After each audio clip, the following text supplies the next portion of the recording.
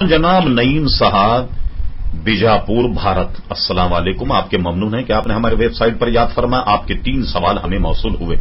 आपने पहला सवाल तो यह किया कि तरावी सुन्नत है या नफिल।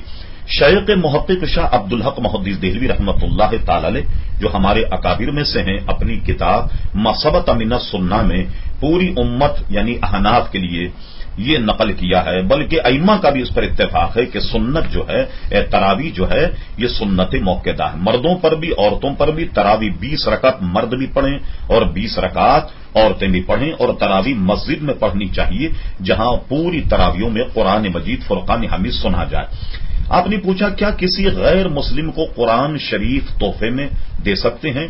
गैर मुस्लिम को कुरान मजीद तोहफे में देना नाजायज है, इसलिए कि मुसलमान भी कोई कुरान मजीद को आम तरीके से नहीं छू सकता जब तक कि तहारत कामिल ना, यानी बेवुजू मुसलमान भी कुरान को नहीं छू सकता।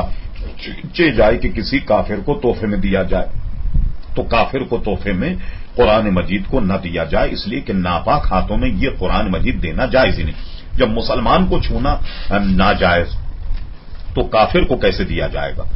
फिर आपने ये पूछा क्या इसके लिए उस गैर मुस्लिम का वजू जरूरी है? गैर मुस्लिम तो असल में बजाते खुद पलीद होता है, वो वजू करने से भी पाक नहीं होगा। फिर आपने तीसरा सवाल ये किया कि मज़ारात का उर्स जायज है या नाजायज।